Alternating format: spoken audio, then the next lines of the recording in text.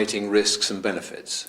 Well, the medical profession spends a lot of time trying to work out what, on average, the benefits and harms of a treatment might be when given to a lot of people, when it's fed into the population. And when it comes to a particular patient, when you're faced with your doctor and just trying to decide whether a treatment is suitable for you, then there's an extra complexity because you're not typical. You're unique, and so working out what the chances are of different benefits and harms for you is tricky, and it involves some judgment. Because even if we did know all these chances very precisely about what the benefits and harms might be, everyone's different in terms of their feelings about particular outcomes. They may dread particular outcomes very much because of their family experiences, because of what they've seen around them. People, are emotional. We all are. We all bring emotions and feelings and our families and friends into our decisions. And so it's not a simple sort of, completely rational, mathematical way of making decisions. But making decisions is tricky. So we first came across the use of patient decision aids when Chris Kitts, a GP in Hertfordshire, published his work on using them to counsel patients around the use of antibiotics for otitis media. So the real beauty of using these Kitts plots, these smiley faces, is that they allow us to simplify the quite complex numbers that are used within evidence-based medicine into a way that patients and actually practitioners can understand more easily. So a standard way to think about it is to think of 100 people like me. Okay, there's 100 people like me, and if they don't take statins, 10% of them, 1 in 10, that's 10 people, 10 people will have a heart attack or stroke without statins if they don't take the drug. So these are 10 people like me out of 100. But if these 100 people do take statins, 100 people like me, that will be reduced by 30%. That's 3 fewer heart attacks or stroke. That's down to 7 of them will have a heart attack or stroke if they take the statins. So that's the reduction in risk. Now, I have to trade that off against the possible side effects and the inconvenience of taking a drug every day for 10 years. But it's a decision, is that really worth it? Those 3 fewer cases out of 100 people like me. So this is one way, using sort of bars like that people use to illustrate risk. But there are other ways which I'd like to show you now. We're using as a method of risk communication the idea of what might happen to 100 people like me. So there's 100 people like me. Well, they don't really look much like me, but we can think of these 100 people who are all taking the statins every day for 10 years. Now, out of them, 7 of them are going to have a heart attack or stroke anyway. Even though they're taking the drug, there's 7 of them who are going to have a heart attack or stroke. But there's 3 of them here who will be saved from having a heart attack or stroke if they take the statins. So that's 100 people taking the drug, and 3 people will benefit, will have their heart attack or stroke prevented. So we looked at the evidence for oseltamivir, or Tamiflu, when the swine flu epidemic was at its height. And we found that if there were 100 at-risk adults with suspected seasonal flu, and they all took Tamiflu, then 12 of them would still develop lower respiratory tract complications. 81 of them would be fine. They wouldn't develop those complications, but they wouldn't have done anyway. But 7 people benefit from taking the Tamiflu. 7 people don't develop a complication who would have done if they hadn't taken the Tamiflu. Okay, that's the benefits. So let's think about the potential harms, the risks from Tamiflu. Same 100 at-risk adults, all with suspected seasonal flu, all given Tamiflu. 81 of them are fine. 10 of them develop nausea and vomiting. They would have done that because of the flu. But an extra 9 people develop nausea and vomiting because they've taken Tamiflu. So we've got 7 people avoiding a lower respiratory tract complication, 9 people developing nausea and vomiting. So you can see that we can weigh out the risks and benefits perhaps in a way that's easier than just looking at the raw figures.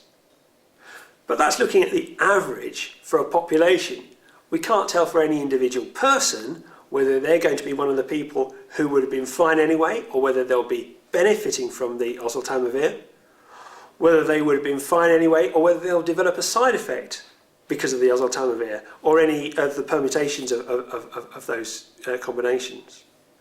The feedback that we've had about our patient decision aids from clinicians and also that they report from patients has been really positive overall.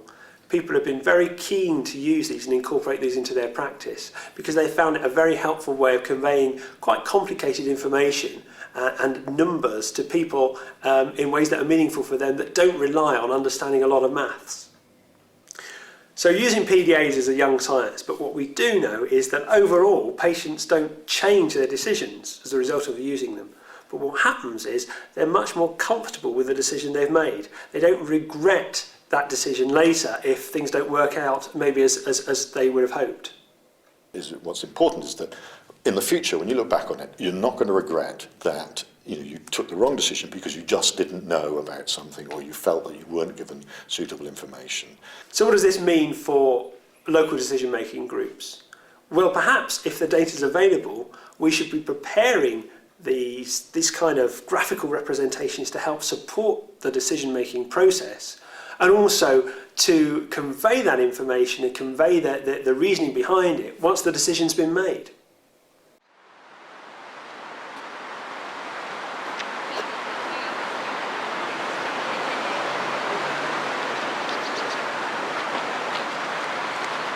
Do you know, I said at the outset, I've made decisions in health authorities and trusts and goodness knows where over the years, hundreds, perhaps thousands of decisions, and never really understood why I'd arrived at those conclusions and sat through meetings and all the rest of it. This has been a real eye-opener for me. To say nothing of which pair of socks to put on in the morning and all the rest of it. Yeah. So, I mean, I think that's right. We've exposed a whole mine of information and research here that's, we think, really important.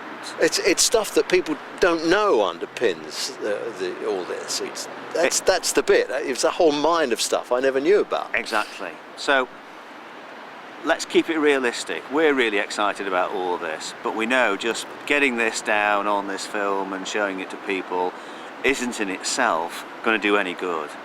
What really matters is that having heard this stuff and heard you and I chatting with all these people go away and do something now as a result of watching this and being exposed to what we've been working on. So, a few things I think for people to think about. The first thing is the evidence and the information. People really do need the skills to be able to read a few of the technical terms used in a summary of evidence.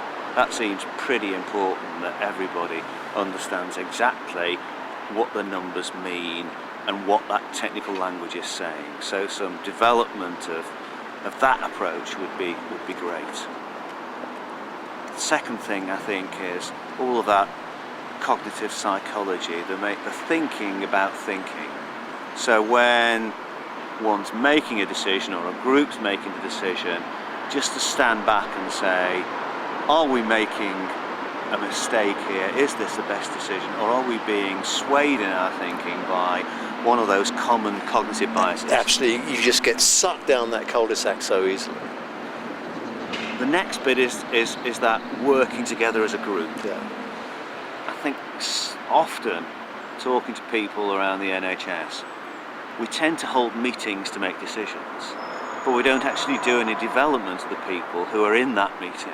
They don't perhaps know each other very well. They don't know what each other's backgrounds are, they don't know what each other's attitudes are, and they've never worked together as a team on stuff. It's just, there's an agenda, there's somebody taking the minutes, we've got the information and we'll sit down and everything will be fine. Well, that's not what we do in teams, in management, in our day jobs now. We work at the people stuff, so everybody knows each other and can trust each other and respect each other's opinions, skills and so on. So all of that really counts. So some work at the group stuff is going to make a difference.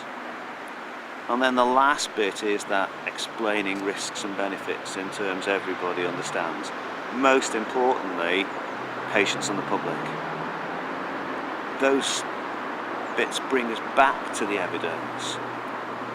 But that's got to be the way we go in the future. We need that easy translation of scientific stuff into words that everybody can grasp. Because if we don't do that, then again, we're in danger of skewing the decision one way or another. It's been a really fascinating journey. Well, as always, Roy, we're really grateful for your help, and thanks for coming along and doing this with us. It's been my pleasure, thank you.